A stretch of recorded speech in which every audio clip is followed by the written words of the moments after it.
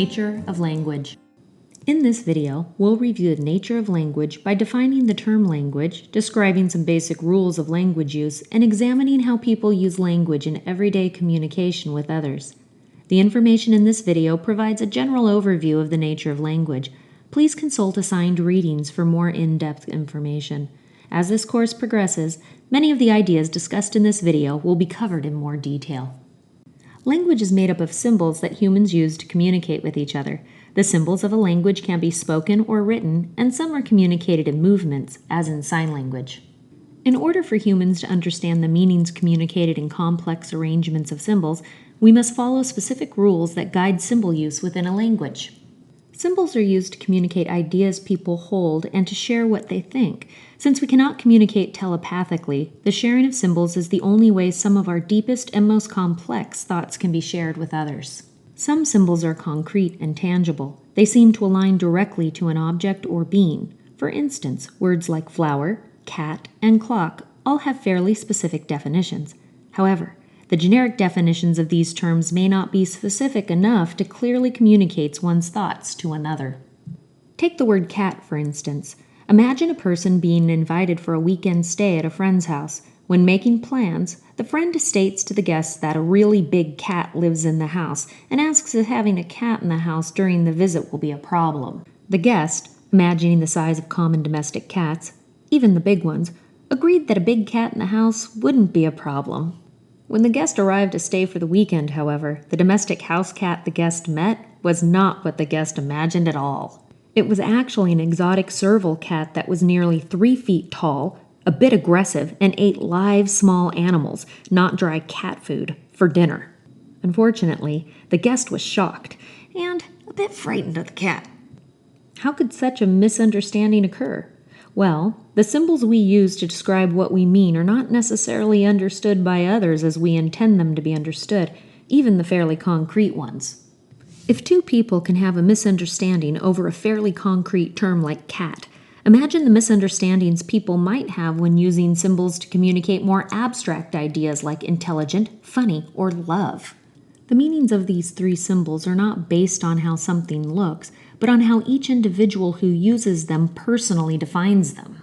Take the word love, for instance. Each individual defines this symbol love based on his or her experiences with the emotion. These experiences are based on how each individual has been treated by others who say they love them, stories and songs about love, and other ways society as a whole teaches them about love. Say 2 people are in a romantic relationship. Person A says, "I love you," to person B. To person A, love means, "I feel attracted to you and I have fun with you." However, to person B, "I love you" is only something that is said if 2 people intend to marry and spend the rest of their lives together. It's not hard to imagine that differences in defining the symbol love could lead to misunderstandings between person A and person B. As the personal definitions people hold of symbols influence understanding among people during communication, so too do the rules of a language. The rules of a language guide both the use and meaning of symbols. There are 3 categories of rules that govern each language: semantic rules, phonological rules, and pragmatic rules.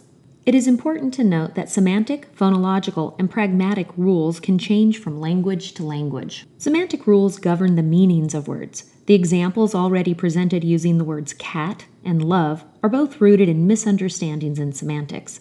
Meanings of words are categorized into 2 areas: denotative meaning and connotative meaning. A denotative meaning of a word is a literal definition of the word. It is commonly called the dictionary meaning of a word because people can look up a formal meaning of a word in a dictionary. Dictionary definitions of words describe what words should mean when used.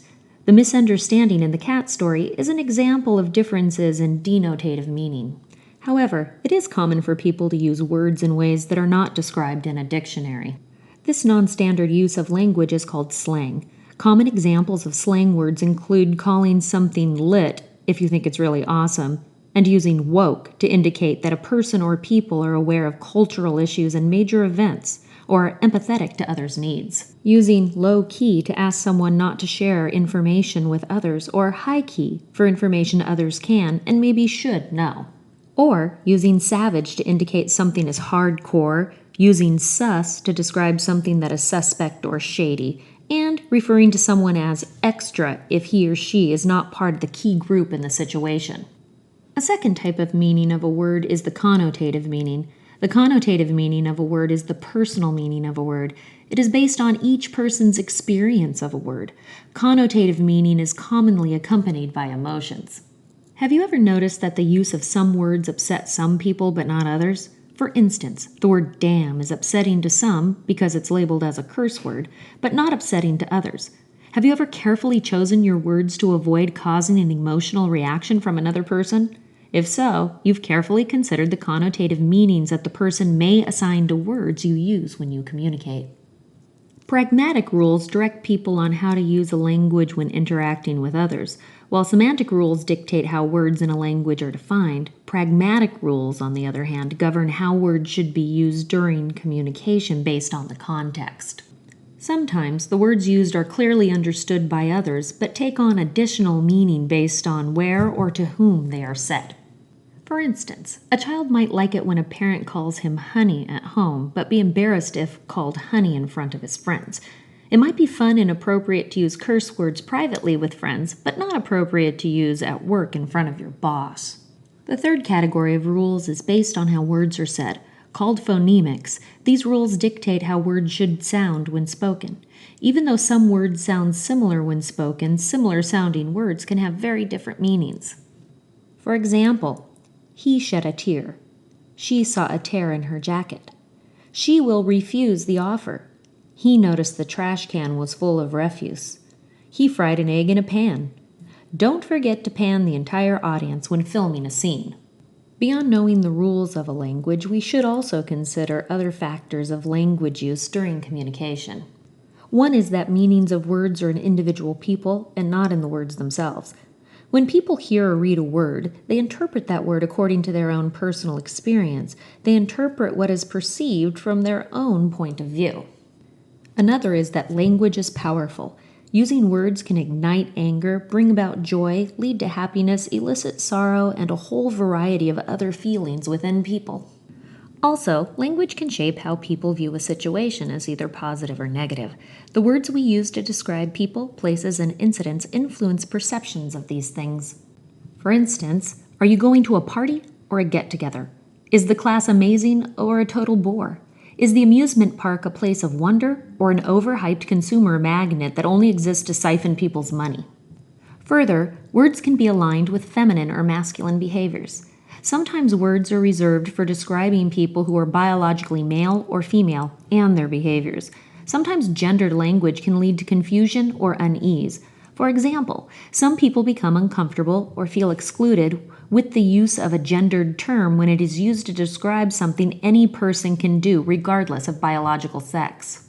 Examples of using non-gendered language include saying mail carrier instead of mailman and nurse instead of male nurse. Finally, people judge each other on how they use language. For instance, people who use grammatically correct language may be viewed as more intelligent than people who do not.